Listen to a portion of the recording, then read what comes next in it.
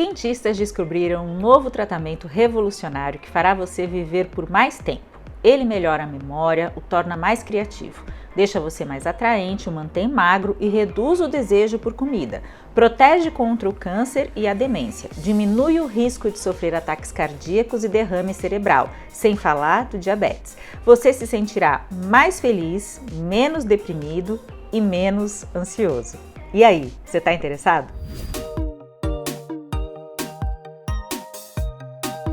Olá, prazer, o meu nome é Mari Libório, eu sou enfermeira e professora universitária e esse aqui é um canal para você que busca se tornar referência na enfermagem. Vamos falar sobre o sono? Se você é um profissional da atenção básica ou talvez até do serviço especializado, eu fiz esse vídeo pensando em você. Você vai compreender o quanto é fundamental você se interessar pelo padrão de sono do teu paciente.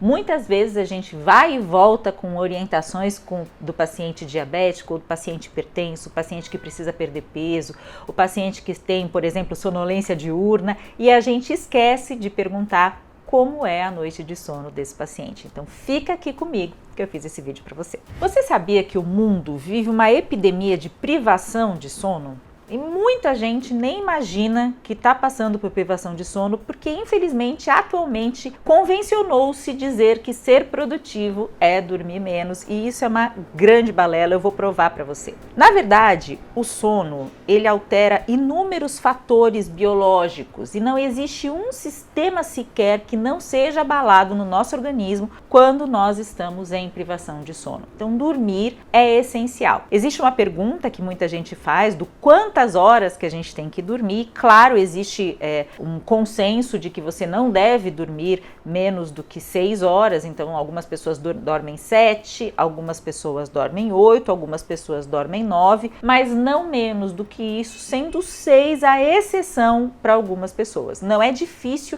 a gente encontrar pessoas que alegam dormir 4 horas e se sentir absolutamente bem, e eu digo algo para vocês, isso não é verdade, isso traz prejuízo. E o sono é algo que só é pago pela moeda de sono. Então, como assim, Mari? Olha só, não dá pra gente não dormir bem e achar que vai fazer uma suplementação vitamínica e vai conseguir reverter o prejuízo daquela privação de sono. Não dá pra gente não dormir bem e achar que de repente no final de semana eu vou compensar aqueles 5, 6 dias que eu dormi muito mal durante toda a semana. Isso não existe, não é assim que funciona. A gente precisa ter um ritmo ali saudável de sono e a gente precisa entender quanto tempo é importante pra gente. Como que a gente descobre quanto tempo que é importante pra gente dormir? De uma certa maneira, a gente tem algo que a gente chama de cronobiologia. Então a gente divide aquele indivíduo que é o indivíduo matutino, o indivíduo vespertino e tem aquele indivíduo meio intermediário. O que é isso? O indivíduo matutino é aquele indivíduo que dorme e acorda mais cedo. Então ele dorme cedo, acorda mais cedo, rende bem pela manhã, começa a perder ali a produtividade ao cair do dia ali, quando começa a noite, e ele vai dormir. Então esse indivíduo é o indivíduo que vai desempenhar melhor as funções se ele realmente for dormir mais cedo e acordar mais cedo. Aí a gente tem um indivíduo que a gente chama de indivíduo vespertino, que é aquele indivíduo que estende mais ali o dia, então ele faz mais coisa à noite, ele consegue ser mais criativo nos períodos ali mais noturnos, ele dorme mais tarde, mas ele também precisa acordar mais tarde. E aí a gente tem aquele indivíduo intermediário que não está nem lá nem cá, mas ele consegue de repente se adaptar melhor a duas realidades, a do acordar mais cedo e de repente dormir um pouco mais tarde eventualmente. O que acontece? É que a sociedade da gente, na verdade, ela acaba privilegiando mais os matutinos, porque principalmente para quem trabalha na saúde, eu sou uma pessoa vespertina, né, reconhecidamente vespertina, e a vida inteira que trabalhei em hospital, peguei plantão às 7 horas da manhã. Então era difícil para quem pega plantão às 7 horas da manhã e gosta de dormir até tarde, porque 7 horas da manhã a gente tem que estar alerta para conseguir entender tudo o que aconteceu com o nosso paciente ali naquele plantão anterior. Então isso é algo que exige da gente mais foco, mais concentração, e é um pouco contrário ao nosso ritmo biológico, mas dá pra gente fazer. O que não dá pra gente fazer? A gente não se reconhecer no dia seguinte. Então eu sei que eu preciso de pelo menos 8 horas de sono, e para eu acordar bem, disposta e sem cefaleia, sem perda de foco, sem nada disso, você precisa se conhecer. Se você acorda bem com 8 horas é o seu número. Se você acorda bem com 9 horas, provavelmente 9 horas aí é o seu número. Essa é uma análise fácil e rápida de você fazer e é algo que você tem que conversar com o seu paciente também. Como eu já disse, não há uma função biológica sequer que não seja afetada pela falta de sono. E por que isso é importante que você saiba? Porque você vai estar diante de pacientes adoecidos e se você nunca se preocupar com o padrão de sono desse paciente, você vai estar diante de situações que poderiam ser melhoradas se esse paciente dormisse melhor. Então eu quero dar alguns dados para vocês que eu vou deixar aqui na tela, que são dados científicos, evidências aí que a gente tem na literatura, para você entender como é importante você se preocupar se o seu paciente dorme bem.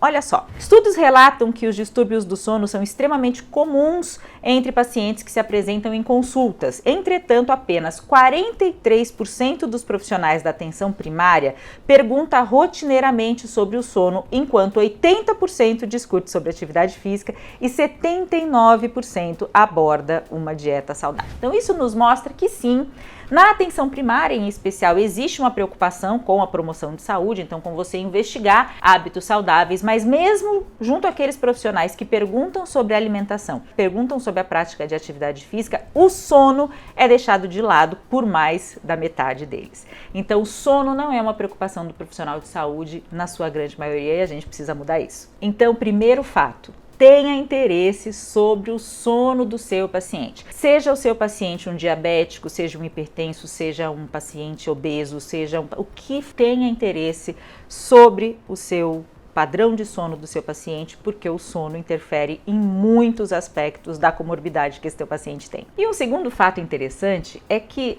um estudo mostrou que quando você questiona o sono do seu paciente, você melhora ali o vínculo e o engajamento entre o paciente e aquele profissional responsável pelo cuidado. Então veja que sensacional, né? O paciente se sente melhor cuidado se a preocupação se estende também para algo como, por exemplo, o padrão de sono. Então você ainda ganha que o paciente vai ficar mais vinculado a você e mais vinculado a você, ele tende a talvez aderir melhor ali às suas recomendações. Tá bom, mas como que você, profissional de saúde, pode fazer isso? Eu vou deixar aqui agora algumas orientações básicas para você começar a conversar sobre sono, mas antes, se você chegou aqui, clica no curtir, aperta aqui o sininho para receber as notificações. Se você ainda não me segue, me siga aqui, porque toda semana eu trago conteúdo fresquinho. Vamos lá! Então, antes de mais nada, vamos entender aí quais são os dois principais distúrbios do sono. Um é a apneia obstrutiva do sono e o outro é a insônia. Como que a gente descobre se um paciente tem apneia obstrutiva do sono e por que a apneia obstrutiva do sono nos preocupa tanto? Muita gente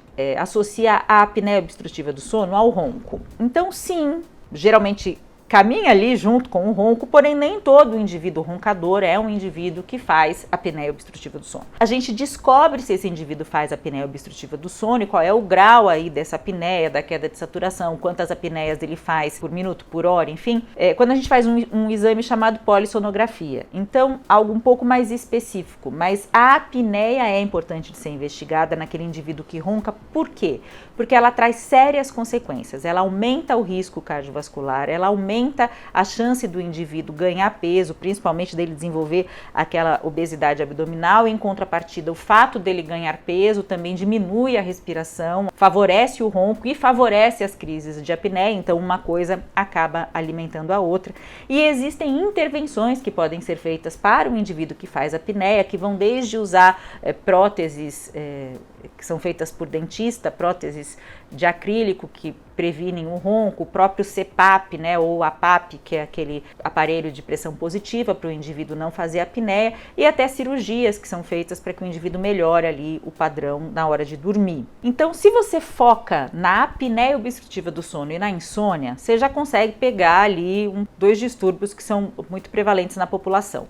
Em relação à insônia, ela é de conhecimento da gente passa muitas horas sem dormir, às vezes no caso da insônia, a gente pode ter dificuldade de iniciar o sono, a gente pode ter um sono muito interrompido, ou a gente pode ainda ter um despertar muito precoce, aí a gente fica acordado ali o resto da madrugada. Então tudo isso reduz as horas de sono dormidas e principalmente reduz as fases reparadoras do sono. Então muitas vezes você não consegue completar um ciclo e chegar na fase reparadora do sono, que é a fase que efetivamente você aproveita ali os benefícios do dormir, tá? Então pense nisso. Se você tem um indivíduo que é hipertenso, um indivíduo que às vezes está cursando com um quadro de demência, um indivíduo que é depressivo, um indivíduo que tem diabetes, você precisa se preocupar com o sono, porque são comorbidades que têm relação com a privação do sono e muitas vezes uma boa abordagem nesse sentido elimina aí uma série de desconfortos que esse paciente tem. Então você pode começar ali a conversa com o seu paciente perguntando algumas coisas. Então primeiro, você tem dificuldade de iniciar o sono? Isso é uma boa pergunta. Segundo, você tem dificuldade de manter o sono? Então você acorda muitas vezes, às vezes você é interrompido porque precisa levantar para ir ao banheiro ou alguma coisa assim? Isso é uma pergunta também importante. E por fim, você acorda muito cedo, muito antes do que você gostaria e depois não consegue pegar no sono? Então pensa nessas 3 perguntinhas que já dá pra gente começar uma boa conversa sobre sono com o paciente da gente. E a insônia, propriamente, ela é uma condição que muitas vezes ela pode ser revertida com medidas que a gente chama de medidas não farmacológicas. Então o remédio para dormir, ele acaba sendo o recurso mais tardio, ele não é a primeira abordagem que a gente faz. Que abordagens não farmacológicas são essas? Eu vou deixar aqui uma lista de conselhos que você pode dar para o seu paciente que vão garantir que ele vai ter uma noite de sono melhor e que vai prevenir uma série de complicações aí para a saúde dele. Então, primeira coisa, adote horários regulares. Então, o sono, ele é um comportamento que, na verdade, ele pode ser aprendido, né? Então, o cérebro acaba entendendo que naquela hora, com aquele ritual, então você toma um banho, você pega um livro, você lê, você vai para o seu quarto, você está à meia luz, tudo aquilo vai te ajudando a te conduzir para um estado de sonolência. Então, horários regulares ajuda bastante. Outra coisa é que se o indivíduo tem insônia, é interessante que ele repense os cochilos, caso ele faça pequenas dormidas aí ao longo do dia.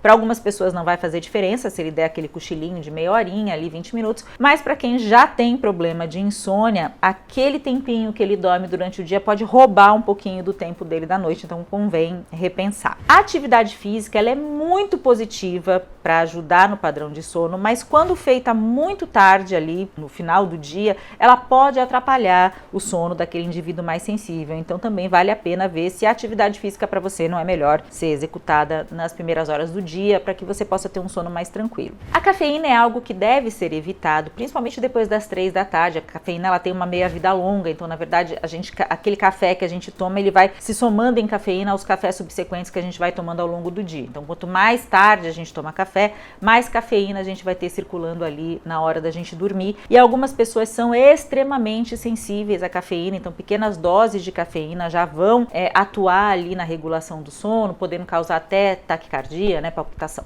É importante você se conhecer, reduz a cafeína, lembre que cafeína não está só no café, né? Tá no chocolate, tá no chá preto, tá no chá mate, tá? Mas reduza para que você possa ter um padrão de sono melhor. É ideal que a gente se alimente de forma mais leve à noite, para você não gerar muita movimentação ali na hora da digestão e alterar teu padrão de sono. As bebidas alcoólicas, elas parecem trazer para você ali uma sonolênciazinha, mas elas causam um efeito diferente disso. Então você realmente até fica mais sonolento e pode pegar no sono mais fácil, mas a sua qualidade do sono não é tão boa quando você está sob o efeito de álcool e você tem mais dificuldade de fazer aquele ciclo do sono reparador, tá? Então, o álcool, ele pode dar a impressão para alguns de que eu bebo, relaxo e durmo, mas na verdade essa qualidade do sono não vai ser legal. E o que você precisa não é só de horas dormidas, você precisa ter qualidade nessas horas, não ter micro despertares, interrupções, isso tudo prejudica o sono. Uma outra coisa também que a gente tem que ficar atento é a questão da iluminação. Então, quando a gente tem a exposição às telas, então tablet, celular, televisão, enfim, perto da hora de dormir, ou até mesmo às vezes na cama, no nosso quarto,